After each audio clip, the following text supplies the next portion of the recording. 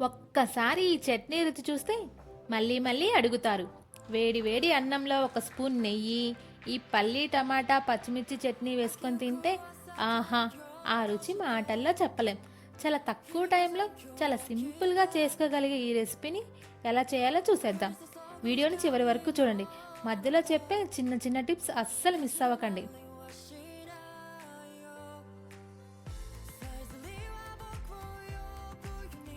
ముందుగా స్టవ్ మీద కడాయి పెట్టి కొద్దిగా నూనె వేసుకోవాలి. నూనె వేడయ్యాక కట్ చేసిన పచ్చిమిరపకాయలు వేసి 1 నిమిషం బాగా వేయించుకోవాలి.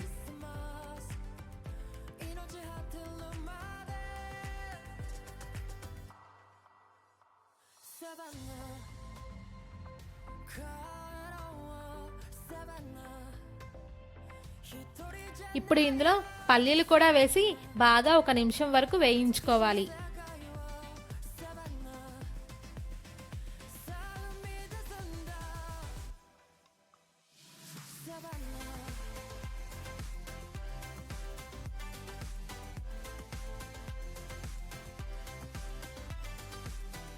తర్వాత 1 టేబుల్ స్పూన్ జీలకర్ర, కొద్దిగా కరివేపాకు వేసి మంచి సువాసన వచ్చే వరకు వేయించుకోవాలి.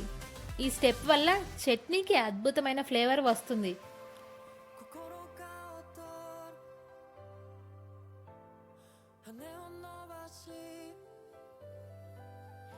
ఇప్పుడు ఇవన్నీ ఒక బౌల్లోకి తీసి పూర్తిగా చల్లారనివ్వాలి.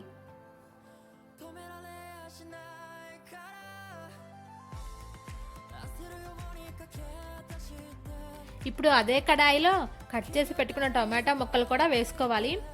అవి వేసుకున్న తర్వాత వెంటనే ఒక మీడియం సైజు ఉల్లిపాయ కూడా వేసుకోవాలి. ఇప్పుడు 5 నుంచి 6 వెల్లుల్లి రెబ్బలు వేయాలి. తర్వాత 1 టేబుల్ స్పూన్ చింతకాయ గుజ్జు వేసుకోవాలి. అది లేకపోతే చింతపండు కూడా ఉపయోగించుకోవచ్చు. ఇవన్నీ బాగా మెత్తబడే వరకు మూత పెట్టి ఉడికించాలి.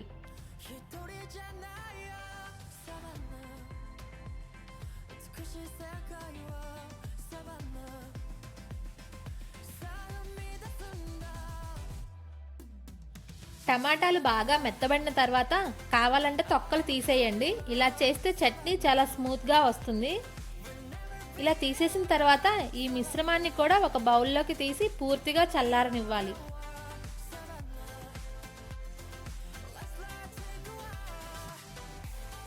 ఇప్పుడు మిక్సీ జార్ తీసుకొని ముందుగా వేయించుకున్న పల్లీలు, పచ్చిమిరపకాయలు, జీలకర్ర, కరివేపాకు ఈ మిశ్రమాన్ని వేసుకోవాలి. తర్వాత టమాటా మిశ్రమం కూడా వేసుకోవాలి. తర్వాత కొద్దిగా కొత్తిమీర, రుచికి సరిపడా ఉప్పు ఇవన్నీ వేసి స్మూత్ పేస్ట్లా గ్రైండ్ చేసుకోవాలి. అంతే, మన సూపర్ టేస్టీ పల్లి టమాటా చట్నీ రెడీ అయిపోయింది. మీ ఇంట్లో రోలు లేదా రోకలి ఉంటే ఇంకా సూపర్ టేస్ట్ వస్తుంది. ముందుగా పల్లీలు, జీలకర్ర, కరివేపాకు దంచుకోవాలి. తర్వాత పచ్చిమిరపకాయలు వేసి ముద్దలా చేసుకోవాలి. ఉప్పు వేసి బాగా దంచిన తర్వాత చివర్లో టమాటా వేసి దంచితే పాతకాలం ఇంటి రుచి వస్తుంది.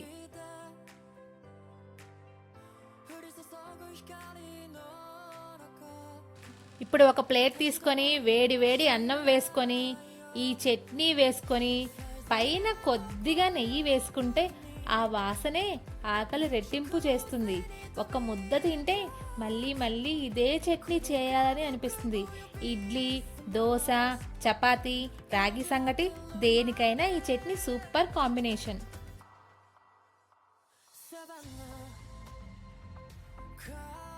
ఈ పల్లి టమాటా పచ్చిమిర్చి చట్నీ మీకు నచ్చితే వీడియోకి ఒక లైక్ చేయండి. మీరు ఈ చట్నీని ఏ కాంబినేషన్తో తింటారో కామెంట్లో చెప్పండి.